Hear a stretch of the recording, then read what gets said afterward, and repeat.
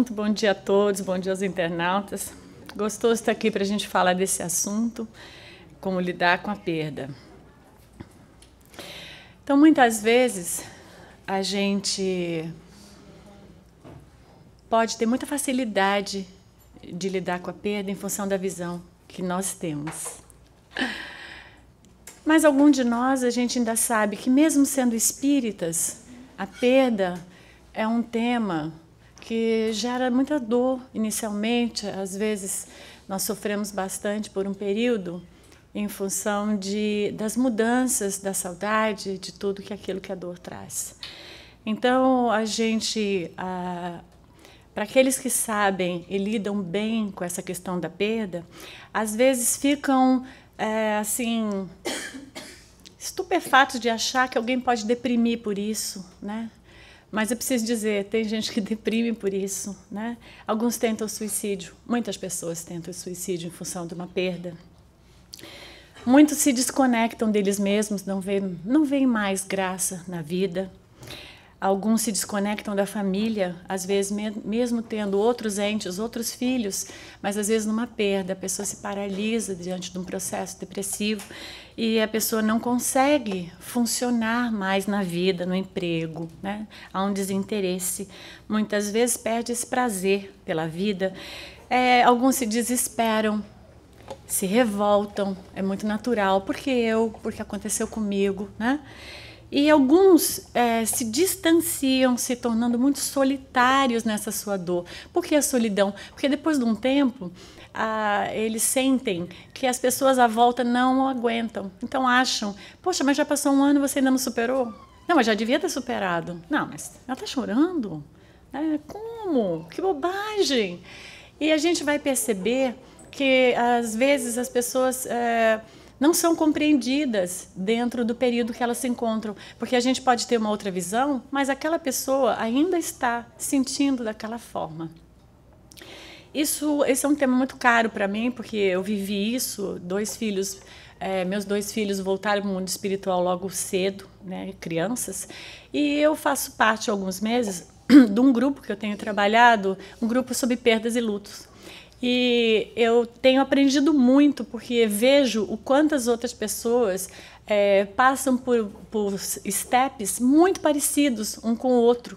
E quanto há necessidade desse acolhimento e esse esclarecimento para que a gente possa passar a ver a perda de outra forma. Então, se vocês nunca sentiram isso, mas pode ser que vocês conheçam alguém que sentem isso, e a gente ir se educando de como fazer isso de uma forma melhor para as pessoas que passam por perdas. Então, a gente vai perceber que tem 3 pontos muito relevantes que fazem que essa direção seja diferente. A gente vai perceber como cada um de nós entendemos a morte. Isso faz uma diferença. Né? Porque como cada um de nós entende a morte, vai fazer com que a gente sinta de uma forma ou de outra. Como sentimos as saudades, como cada um vê isso também, como cada um sente isso. Como vivenciamos, né? Como vivemos as relações afetivas, como nós a encaramos, de que forma. Isso também vai fazer uma grande diferença de como as pessoas vão lidar com a dor da perda. Agora, gente, essa é a foto da internet do que quando você coloca lá o que é a morte. Vocês já viram essa foto? Se vocês Google, essa é a foto do que representa a morte. Essa foto, gente, dos quadrinhos, das revistinhas em quadrinhos. É um pouquinho diferente, é mais simpática, mas essa é a foto. Então, essa é a foto dos filmes, né? Assim, que a gente assiste, da literatura, de certa forma, descreve isso, né? Essa é a forma como nós, ocidentais, olhamos a morte. A nossa cultura revela ser a morte. Então, veja como isso vai ser impactante. Quem tem vontade de acompanhar essa pessoa? Quem consegue ver que a morte pode ser uma passagem que faz parte da natureza da vida? com uma pessoa com uma foice na mão, que vem te buscar para cortar você não sei em quantos pedacinhos? É que a gente fica usando a imaginação. Como é que ele vai usar essa foice? É uma vez só? É várias? Meu Deus! Terrível! Né? Mas a cultura criou isso. Eu digo a cultura porque alguém inventou isso e isso foi se propagando e isso causa... Agora, imagina as crianças vendo essa representação da morte, se elas também vão ficar à vontade de achar, nossa, gente, morrer faz parte do ciclo da vida, gente, né? Mas é essa pessoa que vai vir buscar você. Não é, gente. Não é. Isso é um desenho, né? Então, eu fiquei pensando muito em relação à perda, de como a gente vê a morte, como isso faz uma diferença, como nós ocidentais a gente encara a morte. Porque quando a gente vai ver os orientais, eles fazem festas, né? A morte ela é feita com alegria, a pessoa está fazendo uma passagem, é um momento importante da vida dela. Muitas outras culturas fazem de uma forma totalmente diferente dessa imagem. Eu até fui mais simpática e resolvi trazer essa outra aqui, ó. Isso estão nos cartoons, né? Aparece essa mortezinha assim, mas assim, você está vendo? Ela está meio acomodada, já tem uma lábia, se esperando, tá bom, se você não quer, eu vou esperar, coisa e tal. Mas isso nos faz concluir, eu não sei se para vocês, mas a gente vai até tirar agora a dúvida aqui, se vocês podem até inserir mais alguma coisa se eu não coloquei. O que o nosso inconsciente vê como morte? Que a morte vem de preto, que a morte é sombrio, que a morte é obscura, que é cortante, óbvio, né, o tamanho dessa foice aí, parece até a minha que eu corto coqueiro lá. Ela é agressiva, né? Ela é tenebrosa. Então a gente vai criando no mundo imaginário, né? Porque o que a criança cria? Ela cria um mundo imaginário que depois ela vai sustentando isso como uma possibilidade, porque a gente começa a acreditar nas coisas que a gente é educado, né? Que isso é uma realidade. E quem tem vontade de ver isso, né? Ninguém tem vontade. Quem quer aceitar que isso vai acontecer? Ninguém quer aceitar, né? Quem não vai ter medo disso acontecer? Basicamente, quase a maioria, né? Olha o que a gente usa como interpretação de luto. Nas culturas antigas, as pessoas vestiam assim, toda de preto, com esse véu, né? A gente simboliza que a gente está de luto com uma fitinha escura, né? Isso fica lá no Facebook. Quando a pessoa está de luto, ela bota essa fitinha aí, ó. Foi da lá que eu peguei. Aí essa rosa, que é uma coisa linda, que vocês não estão conseguindo ver direito, que é colorida, que é uma flor bonita, aí as pessoas colocam essa rosa de preto, né? E a gente só foi mudando o modelito, mas a gente continuou nessa visão de quando alguém desencarna, a gente está assim, né, simbolizando, a gente não tem cor, não tem beleza, não tem graça, não tem nada. Quando a gente está de preto, não, as mulheres não, porque é só para fingir que é mais magrinha, né? Mas no luto, não é para fingir que é mais magrinho, é porque você está dizendo, ó, estou fechado para as cores, para a vida, né? Então a gente vai perceber que a nossa cultura ainda tem muito o quê? Muito tabu em falar da morte. A morte ainda é um tabu na maioria das famílias. Muitos de nós, não sei o caso de vocês, eu sou a terceira geração de uma família espírita, então na minha casa não foi assim, porque minha avó já era espírita quando eu nasci, então a gente foi educado vendo a morte com uma visão espiritual, mas muitas famílias não receberam essa educação e não educam ainda hoje o filho a aceitar que a morte é um fato normal da vida, que não é ninguém que vem de foice, que não tem nada de errado, que a gente só está mudando de dimensão, assim, a encarar isso. Então, muito do sofrimento que a gente assimila é em função do que nós temos como projeção do que representa isso. Bom, nesse tabu, o que muitas vezes, como muitas vezes a gente age quando alguém fala assim, ai, fulano morreu, alguma coisa. O que a gente fala? Deus me livre. Não é essa frase? Ah, ainda bem, comigo não aconteceu. Muitas, ai, que bom. Não fui eu, né? Foi de relâmpago. Hã? Antes dele do que eu. Ah, não, o fulano vai na frente. Não é? A gente ainda se refere à morte como Deus me livre. E a gente, sinceramente, eu não estou com foice, tá? Mas a gente está fadado a morrer. Todos estamos fadados, né? E a gente fala, Deus me livre, né? Deus me livre. Então, como que a gente vai reconfigurar, né? Porque, claro, o Espiritismo faz esse convite assim, com os braços abertos, para a gente olhar totalmente diferente do que a cultura tem nos oferecido, né? Mas isso gera o quê na gente? Medo. A gente passa a ter medo de morrer. Medo. Nós linkamos a morte ao medo. Para onde eu vou? Como enfrentar esse desconhecido, né? O que vai acontecer comigo? Para onde o meu ente querido vai, no caso da perda, né? Para onde? Então você vai ver que uma das primeiras angústias da perda é: eu preciso de uma psicografia, eu preciso de uma resposta, eu preciso que alguém me diga que o meu ente querido está bem. Isso é uma das primeiras angústias, e que não tem nada de errado a pessoa ir buscar esse acolhimento. Mas aí a gente começa a pensar assim: a gente vem no centro espírita, a gente toma o passe porque a gente acredita que a gente vai ficar melhor. Por quê? Porque os espíritos estão cuidando de nós, nos ajudando.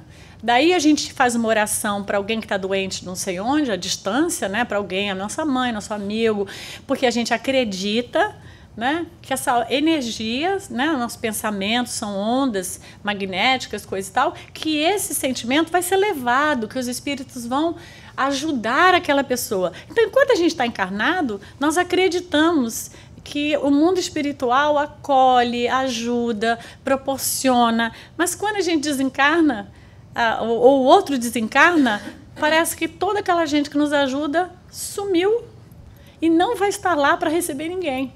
Daí a gente entra nesse processo, às vezes, de preocupação, mas será que está bem? Será que não está bem? Será que foi acolhido? Será que alguém foi receber?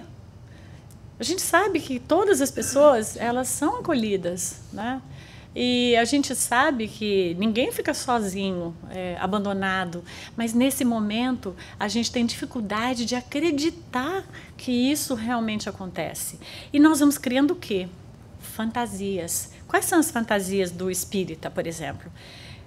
Que morrer pode ser ruim, porque a gente pode ir para onde? Umbral. Umbral. Outras religiões vão para o inferno, nós vamos para o umbral. Então, outro dia uma pessoa estava dizendo aqui na aula, né? Bom, Rosana, nós todos vamos para o umbral, coisa e tal. Eu falei: nós... Quem? Eu não vou com você para o umbral. Você está me convidando? Você está me comunicando? Você está fazendo como? Assim, eu não vou, mas se você quiser ir, tá tudo bem. Eu mando um torpedo para você lá, mas eu...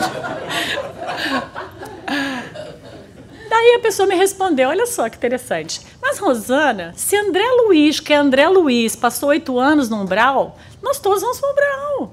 Disse: meu filho, não funciona assim. Então, nós temos a fantasia de que nós todos estamos fadados, porque somos ruins, a ir ao umbral. Para o umbral. E a gente esquece ou não se apercebe que muitas vezes nós estamos vivendo no umbral. Porque o umbral, gente, é algo que nós criamos. E quantos, talvez não de nós, porque não vivemos no umbral atualmente, mas quantas pessoas vivem esse estado de umbral? Estão sempre de mal com a vida, estão sempre arrumando problema, estão sempre sofrendo, estão sempre reclamando, estão sempre achando que devia ser mais, que podia ser diferente, que alguma coisa, e esse turbilhão de insatisfações chama umbral. Poderia chamar umbral se a gente quiser, pode chamar o nome que você quiser, mas é meio parecido, tem semelhança, tem o mesmo zip code do umbral. Então, essa preocupação que a vida espiritual pode não ser boa, a vida espiritual... Gente, isso não é... A nossa preocupação, ela deveria estar no que eu estou fazendo hoje. Será que o que eu estou fazendo hoje é legal? Será que minha vida está vazia? Estou vivendo um esvaziamento? Será que eu só assisto Netflix e mais nada? Será que eu sou produtiva? Será que eu trato bem as pessoas, né? Será que aquilo que eu faço, eu estou olhando para dentro, é relevante a mim? Ou se eu estou fora, falando mal das pessoas, ou fazendo críticas? Ou será que eu estou cuidando de mim, né? Então, assim, essa é a relevância. É o hoje, gente. Porque para onde a gente vai, isso é coisa de futuro. Mas o futuro está ligado ao que eu faço hoje. Então, a minha preocupação não deveria ser do que vai acontecer quando eu morrer, e sim do que eu sou e estou hoje fazendo. Porque isso é o relevante. Porque para que eu viva aqui, nesse fictício, eu vou usar a palavra paraíso, né, porque a gente conhece ela, né, a gente pode chamar ela de bem-estar. Para que eu viva no bem-estar, eu preciso cuidar do que eu faço hoje. E, fatalmente, eu cuidando do que eu faço hoje, quando eu desencarnar, eu continuarei no bem-estar, porque a gente sabe que quando a gente desencarna, a gente vai levar todas as nossas habilidades, tudo que a gente pensa, tudo que a gente sente, tudo, né? Não vai mudar. Então, a preocupação é com o hoje, e não com essa fantasia. Mas isso, gente, está muito orientado com o que nós aprendemos da cultura, do que a gente está trazendo como reminiscência de verdades, de crenças, vamos chamar assim, né? Não de crenças religiosas, mas de crenças, de valores sobre esse tema. Então, rever esse tema, dar um update, dar uma arrumada, uma reorganizada, é muito importante. Mas aí a gente vai dizer assim, não, mas os espíritas sabem disso. É verdade. Né? Tem gente aqui que eu vou te dizer, está há 10 anos estudando aqui juntos, né? Nós estamos aqui há 10 anos estudando juntos. Mas, às vezes, a gente percebe que a gente ainda não interiorizou isso. Nós não nos conscientizamos profundamente disso. Por quê? Porque quando vem uma situação, como, por exemplo, uma perda, a gente sente baseado na cultura e não naquilo que a gente aprendeu no Espiritismo. Né? Então, o Livro dos Espíritos, olha só que legal a pergunta que Kardec faz aos espíritos na questão 149. Ele pergunta, o que acontece com a alma no instante da morte? E ele diz, no capítulo 3, volta a ser espírito, ou seja, retorna ao mundo dos espíritos que havia deixado momentaneamente. Vamos segurar momentaneamente. Vamos segurar dessa frase aí, né, dessa resposta. Momentaneamente. Então, peraí, o que quer dizer? Eu volto para um lugar que eu estava no outro momentaneamente. Eu moro onde? Eu moro lá. É isso que os espíritos estão falando aqui para o Kardec.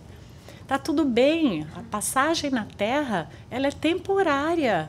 Na verdade, você mora lá, na vida espiritual.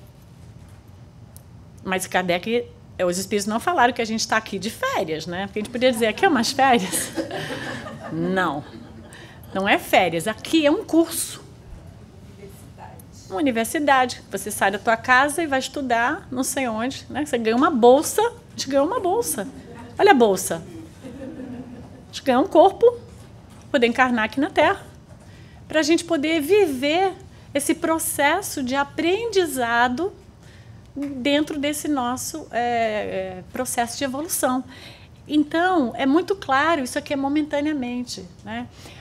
Claro que vocês podem, quem está estudando aqui um tempo, pode dizer, claro, eu já sei isso, Rosana, é óbvio, né? Mas nós precisamos estar sempre checando se a gente sente isso. E a checagem é na hora que a coisa acontece. Porque, gente, eu estou fazendo a palestra baseado nessa questão da perda do ente querido.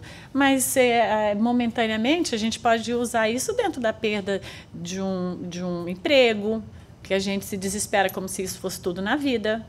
E lembra? Momentaneamente. Né? A gente, se for forecloser, a gente se desespera, mas é momentaneamente. Então, as perdas elas podem ser várias, não precisam ser apenas do tema do ente querido. Né? E o Evangelho continua, olha só. Jesus, no capítulo 2, ele vai dizer, meu reino não é desse mundo, né? Que se a gente tiver alguma dúvida lá do Livro dos Espíritos, aqui Jesus vai dizer, a morte, claramente, nada tem de pavoroso. A gente pode cancelar aquele menino com a foice lá, porque nada daquilo existe. Jesus está dizendo, nada tem de pavoroso. Não é mais a porta do nada. Então, quando Jesus traz isso, ele vai dizer, aquilo que a gente pensava que morria e acabou, não é a porta do nada, né? Mas a da libertação. Aí, quando você pensa em libertação, do que a gente está se libertando com a morte? Do corpo. E o que o corpo é? O corpo, por um lado... Desculpa. Alguém ia falar o que o corpo é? Envoltório. O corpo é uma possibilidade de eu viver aqui essa experiência. Mas, ao mesmo tempo, o corpo me segura. Eu tenho que andar, eu não posso volitar. Eu não estou livre. Eu tenho que pegar um ônibus, tenho que pegar um carro.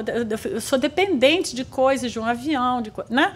A gente está meio preso nesse corpo. Por isso que ele usa a palavra libertar, libertação, né? Mas a libertação, né? Que abre para o exilado. Aí ele está confirmando, nós estamos exilados no corpo, né? A morada da felicidade e da paz. Então, quer dizer, a morte, ele vai nos libertar desse estágio que a gente está fazendo momentaneamente. Aí a gente volta para o mundo espiritual, vai lá viver uma série de outras coisas, né? E vai retornar. Então, ele vai continuar, não vai parar aí. Ele vai continuar dizendo, sabendo que se encontra numa condição temporária e não definitiva, porque aqui a vida material não é definitiva, isso aqui é temporário, ele encara as dificuldades da vida com mais calma. E isso abranda as suas amarguras. Quando a gente encara as dificuldades aqui, né, se a gente fizer isso aqui, que Jesus está dizendo nesse capítulo, e a gente encarar a dificuldade que a gente está passando agora, nesse momento, uma doença, por exemplo, e a gente entender que isso aqui é uma dificuldade momentânea, a gente se abranda. E a gente entende, busca entender qual o propósito daquilo que a gente pode aproveitar na nossa vida. Mas a gente sabe que aquilo é temporário. Isso acalma, abranda nossos corações e diminui as nossas amarguras. Então veja como essa visão muda completamente muita coisa do que a gente sente. Talvez vocês não, mas talvez quem está online pode ser que mude a vida deles, né? Talvez não é todo mundo que precise disso, talvez muita gente já sente isso. Então, quando a gente está despreparado, nós tornamos a dor um grande e contínuo sofrimento, ficando resistentes a aceitar, tornando a nossa vida uma infelicidade. Porque muitas vezes a gente quer relutar contra aquilo que não tem como não aceitar. Como, por exemplo, nosso ente querido desencarnou. E a gente fica relutando, eu não aceito, não é possível, não é certo, não é justo, não pode ser. Mas é como se a gente ficasse relutando contra uma coisa que não tem como. Isso é fato, né? E eu não conseguir aceitar este fato faz com que eu viva uma vida de sofrimento com muita infelicidade, né? Mas se eu estiver preparado, né? Para mim, o que o Espiritismo está fazendo conosco é nos preparar tanto para o nosso ente querido que vai, como para a nossa ida, elucidando o que existe, o que representa a vida espiritual. Nós vamos viver a experiência da dor, entendendo que tudo dói, mas traz um convite. Toda dor vai trazer um convite. Tudo que dói traz um convite. Que convite? Ó, esse aqui. Chega lá no meio na sua casa, cara, deliver. You are invited. Toda dor traz um convite, gente. Vamos pensar. A gente ficou doente. Qual o convite? Você tem que parar o que você está fazendo para ir no médico, para ele fazer um exame e dizer para você o que você tem e o que você vai ter que fazer. Então, você tem que cuidar de você, quer você queira ou não. Ou então, a máquina para. Para, literalmente, né? Coloca você na cama e não tem mais nada que você possa fazer. Depois disso, o médico fala tudo que é possível, depois ele fala, olha, mas tem outras coisas que você também tem que fazer. Aí você tem que mudar a dieta, você tem que mudar o exercício, você tem que acoplar um monte de coisa, e aí você para tudo e olha para dentro de você. E às vezes você vai descobrir que aquilo foi maravilhoso, porque mudou completamente a sua vida, graças àquela situação que você viveu, que acordou você, que a forma como você estava indo, o corpo não ia aguentar. Então, o corpo vai avisando, né, que precisa de um certo cuidado. E aí, quando você olha para isso, você não acha que o convite foi super válido? Muitas vezes. Mas o que vem junto com o convite? O carteiro não entrega só o convite. O que ele entrega também? O aprendizado, né? Ele entrega, quando a gente recebe um convite de casamento, que a pessoa põe, responda o que você vai fazer. Você vai vir? A pessoa ainda põe yes ou no? Você vem, você vai aprender com isso aqui ou não? Porque a gente pode escolher não. A gente pode escolher que a gente não vai se cuidar, que a gente vai ficar revoltado, que a gente vai ficar chateado, que a gente não vai aceitar, que a gente vai tornar a nossa vida muito difícil. Ou a gente pode responder, opa, peraí, deixa eu olhar, tem um convite. E quais são minhas possibilidades dentro desse propósito que a vida está me trazendo? Eu posso me transformar minhas ideias, transformar a forma como eu vinha observando a vida, né? Eu posso mudar padrões, né? Como a gente está falando da morte. Sair dessa ideia de que a morte é uma coisa ruim e encarar a morte de uma outra forma. Eu posso criar um movimento. Às vezes eu perco o emprego, sou obrigada a fazer um curso, né? Obrigada sim, porque eu preciso dar uma melhorada no meu currículo. E isso faz o quê? Com que eu me mexa, eu me movimente. Aí, de repente, aparece uma outra coisa que eu vou ser muito mais produtiva, produtiva, que isso vai representar muito melhor para mim, etc. Então a vida, às vezes, ela nos movimenta. Às vezes o convite é o movimento. Às vezes o convite é reorganizar. As coisas da forma como estão indo, não estão indo bem. Então a gente precisa fazer uns atalhos, precisa dar umas remendadas. Então os convites, eles são inúmeros para diversas possibilidades. Às vezes a gente é trazido aqui. Quantos de nós não chegou aqui por causa desse convite? Um convite. Um convite de uma dor, um convite de um sofrimento, um convite. Um convite de desejo de estudar. É também um convite. Porque tem gente que vem aqui porque tem vontade de estudar, de conhecer mais, coisa e tal. Então, os convites, para cada um, vêm numa dinâmica diferente, né? Então, quando nós estamos preparados, nós vamos sempre encontrar um propósito positivo naquilo que a gente está vivendo. Então, eu penso, se a gente está atravessando a situação de estar vivendo essa questão do ente querido, nós podemos olhar aquele propósito para entender como nós vamos lidar com aquilo, o que representa. Quem não tem que olhar para a morte quando lida com isso? Quem não tem que reorganizar a vida quando, de repente, perde o esposo, perde a esposa, perde o filho, a mãe, né? Assim, eles se vão. Então, assim, a gente vai ter que ter um olhar e pensar como eu posso crescer com a situação que a vida está me colocando dentro, né? Então, este crescimento é a grande mola propulsora, né, da força do universo. Vai fazer com que a gente se olhe, que a gente se acolha, que a gente se cuide.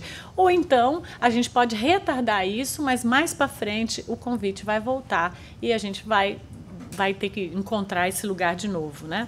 Então, o Espiritismo é muito claro nisso. Ele vai dizer: a morte é uma passagem para a dimensão espiritual e a reencarnação é uma passagem para a dimensão material. Olha que legal. Isso é o que para nós?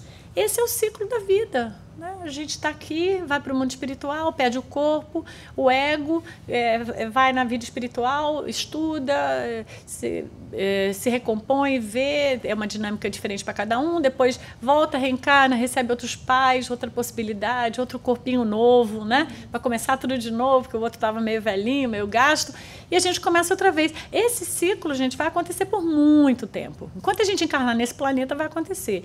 E enquanto a gente encarnar em vários outros planetas, vão acontecer esse tipo de ciclo, que é a vida espiritual. E enquanto a gente precisar de quê? O Livro dos Espíritos responde.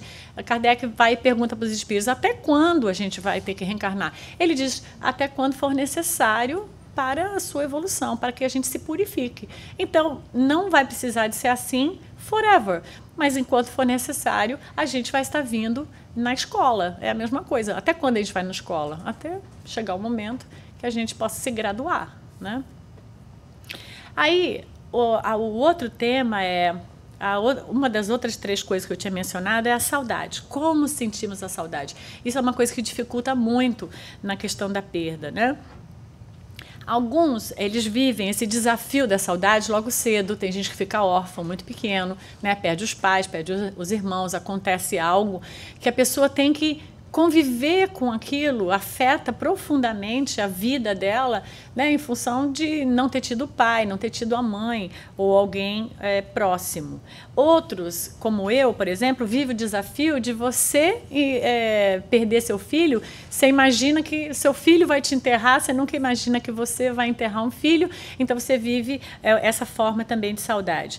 E a grande maioria vive como? A fase adulta chega e, claro, os nossos pais, os nossos avós, nossos tios, né, eles vão desencarnando, na maior parte das vezes, numa ordem natural da vida, da idade, do desgaste, e nós vamos ter que vivenciar essa despedida. Então, essa dinâmica da saudade, ela vai acontecendo para todos nós, mas o que difere? Todos vamos viver essa experiência, mas em dinâmicas diferentes, por necessidade diferente. Então, alguns vão viver na infância, como eu mencionei, outros em relação aos seus filhos e outros em relação aos seus pais. Assim, é um pouquinho diferente, mas todo mundo vivencia algo bastante parecido. Então, a gente vai ver, se a gente olhar a saudade com um olhar positivo, né, a saudade, ela possibilita muitos ensinamentos. Né? Porque muitas vezes as pessoas falam: estou com tanta saudade, e faz essa cara. Aí essa cara não é positiva, né? Ai, tô com tanta saudade. Outra coisa, ai, nossa, eu sinto tanta saudade do meu amigo, da minha amiga. Aquela saudade é gostosa, né? Tô com vontade de ver, de ligar, de, né, me comunicar de alguma forma. Então, a gente precisa exercitar essa diferença. Como é a sua saudade? Como é que a gente sente essas saudades, né? Então, o que a saudade positiva, essa saudade gostosa possibilita? A gente dá valor à convivência. Então, você sabe, você vai lá no Brasil, passa aquela uma semaninha lá, nossa, né? Ali você vive tudo, até pastel na feira rola. Para mim rola, né? Eu nem gosto de pastel, não como fritura, daí eu mando até a foto, assim, porque eu tenho uns amigos que também gostam de pastel. Aí a pessoa fica escrevendo, meu estado também come pastel, não é só paulista, aí fica escrevendo. Então, eu já entendi. Essa convivência gostosa, e você está lá com aquelas pessoas que você ama, né? E aí, passa uma semana, você fica saudoso do pessoal que você deixou aqui. Puxa, aí você fica, vou voltar, que gostoso. Reencontra, então... A gente aprende o que com essa saudade positiva? O valor da convivência. Como é gostoso estar junto. A gente vai lidar, né? Porque às vezes a gente perde tempo, fica junto, mas fica brigando, né? Desentendendo. Reúne tão pouco, e quando reúne, discute porque o time de futebol é diferente. Não, é a Croácia, não, é a França. Não merece, não merece. 2-1. É 2-1 para a França? É 2-1, é update aqui, gente. 2-1. E aí, né? Então essa saudade positiva vai ensinar a gente. Vamos dar valor à convivência. Mas que convivência? Convivência saudável, gostosa, amiga, sincera. Não brigando, né? O que vai nos ensinar? Viver intensamente o presente, né? É o aqui e agora. Você mata aquela saudade gostosa, né? Eu tenho amigas que falam coisas bem parecidas e eu valorizo muito isso, porque eu sinto assim. A gente se vê pouco, né? Porque dependendo da circunstância, mas quando a gente se vê, parece que a gente estava convivendo todo dia. Então é aquela coisa gostosa, intensa quando vê, bota tudo meio em dia, né? Mostra o vestido, o sapato que comprou, não sei o quê, né? Bota a fofoca em dia e, aquilo alimenta a alma, né? A pessoa, você fica um ano sem ver aquela pessoa, mas você sabe que o amor, nada mudou, né? A saudade, para a gente aproveitar cada momento dando melhor, porque muitas vezes a saudade está ligada a arrependimentos. Né? Quando a gente fica, eu devia ter feito isso, né? Muitas vezes, principalmente por perda do ente querido, as pessoas sentem muito isso. Eu devia ter feito mais, eu devia ter falado tal coisa, eu devia ter levado, buscado, feito, me dedicado. A pessoa fica com arrependimentos do que ela não fez. Se nós nos comportarmos na consciência que tudo que a gente faz, a gente sempre dá o melhor, não tem como ter arrependimento. Mesmo que depois de 2 dias você lembre e fale assim, mas eu deveria também ter dito isso. Sim, mas o que você deveria, você está pensando naquele momento. Naquela época você não pensou. Então, se eu sempre, no momento presente, estiver dando o meu abraço mais sincero, se eu estiver vindo aqui e trabalhando nesse material do meu melhor, né? Podia sempre ser melhor a palestra. Até tenho certeza que vocês podem ir embora e falar, podia ter feito melhor. Mas eu quero que vocês tenham certeza que esse foi o meu melhor de hoje. Pode ser que quando eu repito essa palestra, domingo que vem, pode ser diferente, né? E então, se a gente sempre estiver dando melhor, a saudade nunca nos afetará como arrependimento, né? Abraçar, beijar, dizer eu te amo, demonstrar nosso amor e gratidão o tempo todo faz com que essa saudade seja muito construtiva a nível lembranças de quem partiu. Mas, em compensação, se a saudade não for uma saudade assim positiva, o sofrimento que a saudade nos traz é muito grande. Gera um grande vazio. Então, quando a gente lembra da pessoa, da cena, da circunstância, a gente lembra e a gente até fala, não quero nem lembrar. Quando eu lembro, eu fico mal, fico deprimido, né? Essa é a saudade que não é positiva. Porque as lembranças, a gente tem que se lembrar dos momentos que foram bons. E muitas vezes a gente vincula o outro ao sofrimento, né? E eu acho que a gente tem que vincular o outro a tudo de bom que a gente vê com o outro, né? Aí sim não vai sentir esse esvaziamento, né? Vai tornando o nosso presente muito infeliz quando a gente atacha a saudade com essa lembrança, poxa, mas como é que pode? Não me conformo, a pessoa partiu, mas isso. E em vez de linkar, nossa, que delícia, foi maravilhoso ter convivido com ela. Que presente Deus me deu de deixar eu passar X tempo com ela. Aí eu até coloquei mais para frente até o X tempo. As lembranças que armazenamos com tanto carinho não podem ser lembranças porque não vão poder ser lembradas, porque lembrar gera sofrimento. Então imagina, você passa X anos com aquela pessoa que você ama e depois, toda vez que você conecta com aquela lembrança, você sofre. Aí você, não quero falar sobre isso. Eu não quero ir nesse lugar porque as pessoas vão me perguntar. Eu não quero ver crianças porque eu perdi crianças. Não, eu não quero ir nessa festa porque eu vou lembrar da minha mãe. Não.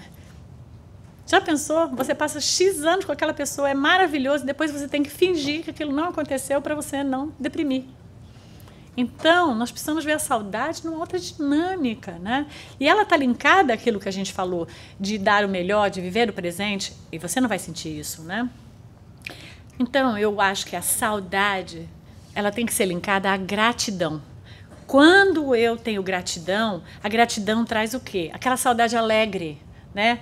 Ela enche nosso coração de amor por tudo de bom que nós pudemos viver juntos com aquela pessoa, né? Numa gestação, tem gente que fala, mas meu filho não nasceu. Sim, mas quem é aqui que não gestou alguém e chega no 3ª, 4ª semana, a pessoa já está, eu amo esse nenê que eu estou esperando, não tem nome ainda, você nunca viu o rostinho dele, mas se dentro de você, você já ama. Então as mães que perdem um filho numa gestação, elas amam, elas são mãe, né? Isso não vai fazer diferença. Você já está ativado esse amor materno. E, às vezes, aquilo, nunca mais na vida, você vai esquecer aquilo. Então, muitas vezes, as pessoas têm esse sentimento. Não, valorize. A gestação, ela é enough para você poder sentir que você é mãe, né? Às vezes, um dia... Meu primeiro filho faleceu com 48 horas. É o suficiente para você sentir que você está linkado com aquela pessoa para o resto da sua existência, né? 1 mês, 1 ano, 10 anos, não é tempo que faz diferença, é o que você sente que faz diferença, né? Então, a saudade com gratidão. Gratidão o quê? A Deus, a vida, por ter te dado a oportunidade de ter a mãe que você teve. Né? Agora eu vou ser infeliz o resto da vida porque minha mãe morreu. Puxa, tudo que minha mãe fez de trabalho braçal, emocional em mim, foi para que eu pudesse ser uma pessoa equilibrada, feliz. Aí ela vai embora e acabou. É um desserviço que eu faço a tudo de bom que meus pais me deram. Isso não acontece muitas vezes? Acontece. As pessoas sofrem e não conseguem mais ter uma vida boa porque não conseguem aceitar que a mãe ou o pai foi embora. Ou o avô, ou o tio, ou o padrinho, alguém na sua vida, né? Ou o filho. Não faz diferença. Então, o que é que nós precisamos? Ser gratos a tudo que a pessoa viveu. E eu acho que uma coisa também muito importante, a gente sentir que as pessoas que a gente ama, elas vivem em nós. Porque nós somos muita coisa que os pais nos ensinaram. Nós somos, né? Nós aprendemos e refletimos muitas coisas de valores, de ensinamentos que nossos pais nos ensinaram. Então, automaticamente, muito do que eu sou lembra os nossos pais, né? Lembra meu pai, lembra minha mãe e vocês também. Então, as pessoas jamais morrerão dentro de nós quando há amor, né? A outra coisa é como nós vivemos, né, as relações, de que forma nós sentimos as relações. Isso também vai fazer uma diferença de como nós vamos lidar com a perda. Algumas relações têm como base a dependência emocional. Então, quando o ente querido se muda para a dimensão espiritual, nós ficamos sem o quê? Sem o chão. Porque eu tenho com ele uma dependência emocional. Então, vai ver, eu vou sofrer porque a pessoa se foi pela perda, mas eu vou sofrer porque eu não acredito na minha capacidade de me autocuidar, pela minha dependência emocional. Então é muito interessante que quando a gente vive isso, a gente olhe para dentro e pense, nem precisa ninguém desencarnar. Agora, vocês olharem para dentro e pensarem, eu tenho dependência emocional com alguém? Porque isso eu vou ter problema se essa pessoa desencarnar. É legal pensar isso. Pode ser que a gente não tenha vontade, mas é legal pensar. Por quê? Porque a gente vai começar a tratar a forma como a gente se relaciona com as pessoas. Se é de uma forma com dependência, tem relações muito simbióticas, que uma pessoa não vive sem a outra, a pessoa casa, mas não tem que levar a mãe, não pode, né? Não separa. porque tem dependências, né? Dependo que o outro resolva meus problemas, que pague minhas contas, que me ensine, que me dê coragem. Então, a gente vai percebendo que nós temos dependências, às vezes materiais, às vezes emocionais. Então, essas dependências, elas dificultam no desenlace. O nome disso é apego. Eu botei mais simpático. Dependência emocional é mais estruturada, assim. Você se sente mais, né, do que apego. Apego é mais pejorativo, né? Mas, na verdade, gente, é a mesma coisa. Isso é apego. Se a gente cria apego a coisas e a pessoas, quando a gente se vai, a coisa fica complicada. Quando o outro vai, a coisa fica complicada. Porque a gente não aceita esta separação, porque é intolerante para nós. Né? Então, nós precisamos ver como nós vivenciamos as nossas relações. Muito importante para que a gente possa ter esse olhar mais profundo em relação a nós mesmos. Né? A sua partida vai gerar o que nas relações? Uma grande oportunidade da gente criar autonomia. Eu tenho uma amiga que ela viveu assim, ela teve uma separação depois de muitos anos casadas e era um casamento assim, eles têm mais idade que a gente, e ela tinha muitas dependências dele, assim, ela não sabia cuidar da conta do banco, ela não tinha muita noção de como administrar a vida dela, porque ele sempre administrou, foi legal, ele sempre fez, né? Ficou ali. Quando isso aconteceu, o que ela teve que viver? Foi importante para ela. Qual foi o propósito nessa dor de aprendizado? Ela precisou de ganhar autonomia. Ela precisou de quê? Administrar as suas próprias necessidades. Isso fez o quê? Que ela conhecesse mais a capacidade dela. Porque ela sempre meio delegou, uma parte meio por preguiça, mas uma parte também porque talvez ela não acreditasse que ela fizesse tão bem. Mas agora ela tendo que fazer, ela olhou para dentro e falou, eu posso, né? Então, nós iniciaremos o quê? Uma nova jornada de nos autocuidar quando a gente se desprende emocionalmente do outro. Gente, desprender emocionalmente não é menos amor. O amor, olha o amor que o Espiritismo prega. O amor é tornarmos esse elo livre, né? Nós estamos vinculados à pessoa pelo amor, mas não temos dependência. Né? O amor, de repente, se o outro não nos ama mais, a melhor forma da gente amá-lo é deixar ele ir. Porque ele não é mais feliz com a gente. Então, deixar ele ir é uma demonstração de amor. Quando o outro desencarna, a melhor coisa é a gente deixar ele ir. Deixar ele ir em que ponto? Ele desencarnou. Mas se eu ficar aqui chamando, nós sabemos que isso é desconfortável para quem vai. Porque quem vai pode muitas vezes sentir o que nós sentimos. O sofrimento, e eles entrarem num estado de certo desespero, de assistir o nosso desespero. Então, nós nos mantermos tranquilos e entendendo, faz com que a gente colabore. Isso também é amor, cuidar, né, do outro. Então, numa visão espiritual, a gente poderia viver, né, essa questão da perda, nos entregar, não tem problema. Muita gente, às vezes, as pessoas falam, mas será que chorar é ruim? Não, eu acho que chorar é necessário. Chorar lava a alma, né? Eu chamo de choro reparador, porque a gente consegue, através do choro, né, acalmar, é como se saísse de nós aquele peso. Claro, ninguém está dizendo aqui que a gente entender essa perda é a gente não chorar, absolutamente. Claro, a gente tem todos os direitos de chorar e deve chorar, né? A gente deve também entrar o quê? Em contato com isso que a gente sente. O que é que eu estou sentindo, né? Como é isso? Contar, buscar ajuda. Porque muitas vezes a gente se fecha diante desse sentimento, né? A gente fica mais privado, a gente tem muito medo das críticas, do que o outro vai dizer, e às vezes a gente não entra em contato com o que a gente sente. Então é muito salutar a gente falar sobre isso. Se não encontra pessoas, se linkar a grupos, né? Ou alguém que possa te ouvir. A gente encontrar naquilo que a gente está vivendo um propósito naquela dor, né? Qual o propósito? Sempre vou crescer com aquilo que toca a minha alma. Então a gente está sempre buscando entender o propósito não só da perda de um ente querido, mas o propósito do desemprego, o propósito, né? A gente tem que fazer um balanço e falar o que aconteceu aqui.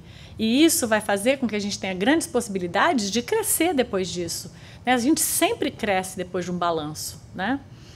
a diferenciar o que é dor e sofrimento, como a gente estava falando, porque muitas vezes a gente confunde dor com sofrimento. A dor é o evento, né?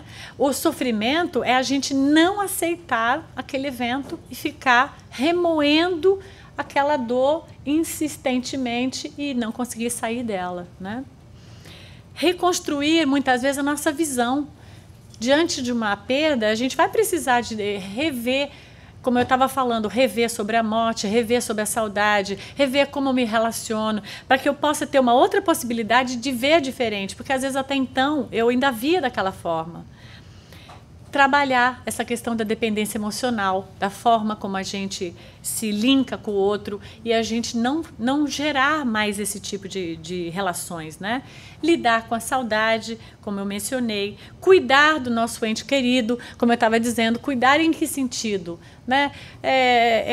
Fazendo orações, buscando entender que quem muda de lugar é o ente querido, né?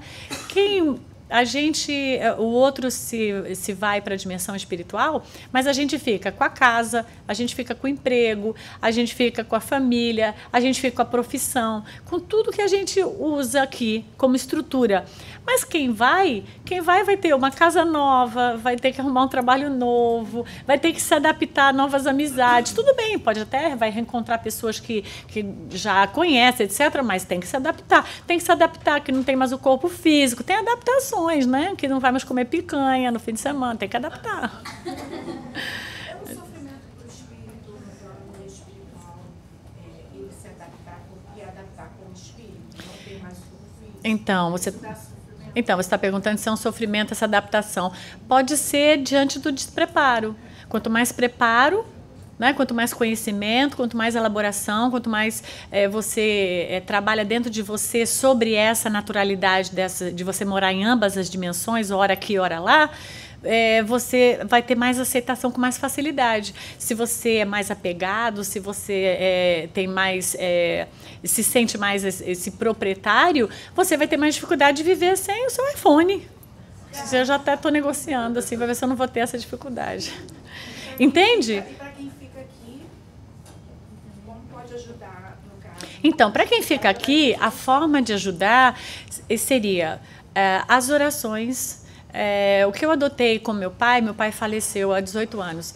O primeiro ano eu tomava passe e eu sempre falava, esse passe é para o meu pai, eu quero que você receba essas energias, coisa e tal. Meu pai tinha morrido de um ataque do coração, então meu pai era espírita, mas eu sempre pensava, inicialmente, poxa, meu pai pode demorar um tempo até descobrir que ele faleceu, não sei como vai ser o processo para ele, então eu pensava, como é que eu vou ajudar? Sempre eu elaborava pensamentos e falava, pai, olha, estuda, se alguém procurar tentando te ajudar, se disponibiliza, entenda, você está na vida espiritual, você faleceu, isso é um processo.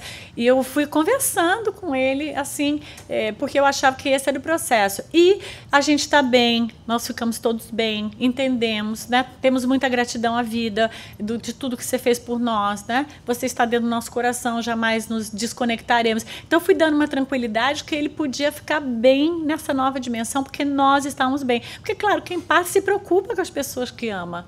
Você deixou filhos, deixou marido, você fica aí agora e eles vão sofrer, como é que vai ser? E se você começar a perceber que eles estão sofrendo, porque você pode voltar para casa, ver aquela gente desesperada, e isso vai te dando um certo desespero.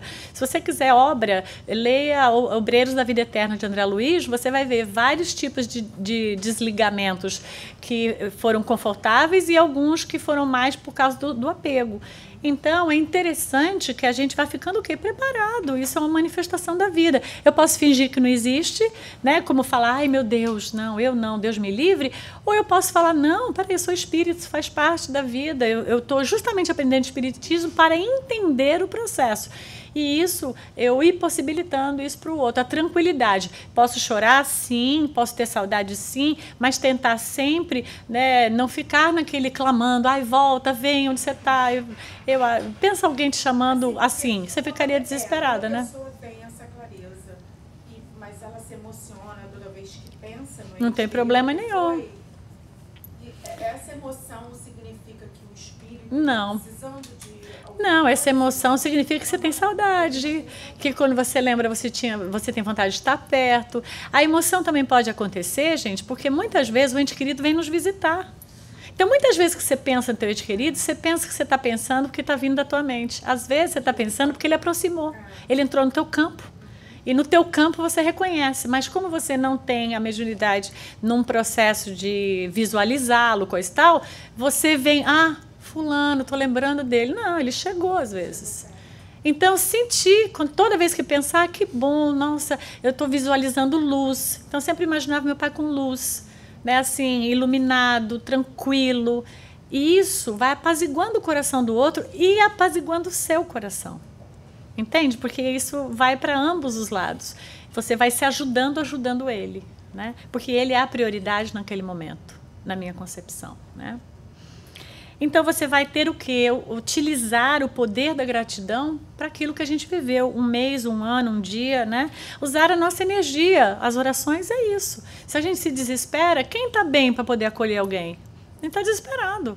Então, se eu oro, se eu estou sempre, né, buscando ficar em paz comigo mesma, o que eu vou fazer? Eu vou estar preparada para ajudar as outras pessoas, para acolher o outro que está num momento de transição. Então, o que aconteceu? Perto de um ano, eu não senti mais, saiu da minha mente isso. Eu não precisava mais ficar falando para ele estudar, eu não ficava mais lembrando no passe quando eu entrava, porque eu sempre lembrava que essas energias fossem para ele, coisa e tal. Aí eu senti, ficou tudo bem. É isso aí, passou a transição. Né? Não que eu achasse que meu pai estava mal, estava bem, não, é uma transição, uma adaptação. Quando a gente veio para cá, a gente se adaptou, até receber o documento, a gente vai arrumar uma casa, até arrumar um emprego, o que vai ser da gente? A gente não ficou um pouco assim? A gente não desencarnou lá do Brasil e reencarnou aqui? Vocês não fizeram isso? Eu fiz isso. Não é verdade? Até quando a gente volta hoje para o Brasil, a gente não sente que está férias. Nem sei. A gente sente assim, é gostoso estar com a nossa família, mas lá não é o mesmo habitat, você está acostumado a cisar salas, você já está em outra, né? Você já... Cadê o Holy Food? Ai, meu Deus, não tem Holy Food. Já está em outra, né? Então, isso é um processo natural. Por quê? Porque nós, de certa forma, desencarnamos para aquela realidade que a gente visita de vez em quando e encarnamos para essa dimensão América, outra realidade. Gente, é isso, né? Como daqui a pouco a gente vai desencarnar para essa realidade e nós vamos, né, mudar para a Europa, né? E essa é a vida, essa é a dinâmica. Nós precisamos pegar essa dinâmica aí que, né, Deus criou na nossa vida. Entender a maravilha que é o amor. Porque eu penso assim, o que nós todos juntos escolheríamos?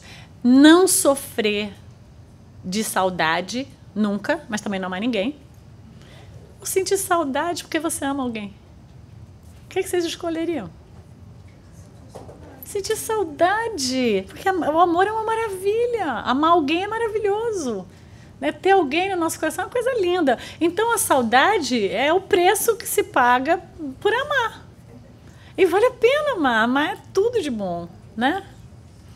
Então a gente precisa o quê? Vamos ressignificar a morte, vamos olhar a morte com uma outra visão, uma visão simpática, uma visão que faz parte do processo, aceitando, né? Simpático eu quero dizer aceitando, né? Porque a beleza do relacionamento ele é muito grande. Então, quando o outro se vai, eu falo, depois eu comecei uma negociação com meu pai. Bom, pai, agora que você está bem, vai arrumando uma casinha, né? Dá ajeitada, bota um ar-condicionado, para quando eu chegar, a coisa tá boa aí pro meu lado, né? Sim, né? Que bom você sentir que o outro está lá progredindo. E o que vai acontecer quando a gente lê Obreiros? Tem o caso Fábio, e ele vai dizer para a esposa dele, assim que ele desencarna, ela desdobra, eles têm uma conversa no mundo espiritual. E ele fala uma coisa para ela que para mim ficou super marcante. Ele fala assim para ela, nesse momento eu preciso que você me ajude ficando bem, porque assim que eu me recuperar, eu vou ficar bem para ajudar vocês. Aí eu achei aquilo assim, chega até me arrepia, espetáculo. Então ele quis dizer, eu preciso desse tempo, porque se eu não me equilibrar, a coisa, né, adia. Mas se eu ficar bem aqui agora, eu vou ajudar vocês, vou estar ali orando, dando apoio, porque ela ficou com 3 filhos, viúva, coisa e tal. Então eu vou estar ali por você.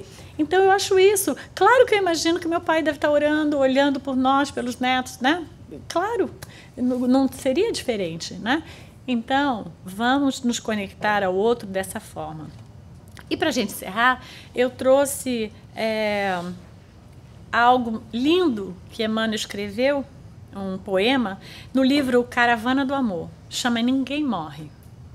E Emmanuel diz: não reclames da terra os seres que partiram, olha a planta que volta, na semente a morrer. Chora, de vez que o pranto purifica a visão. No entanto, continua agindo para o bem. Lágrimas sem revolta é o orvalho da esperança. A morte é a própria vida numa nova edição. Não é lindo?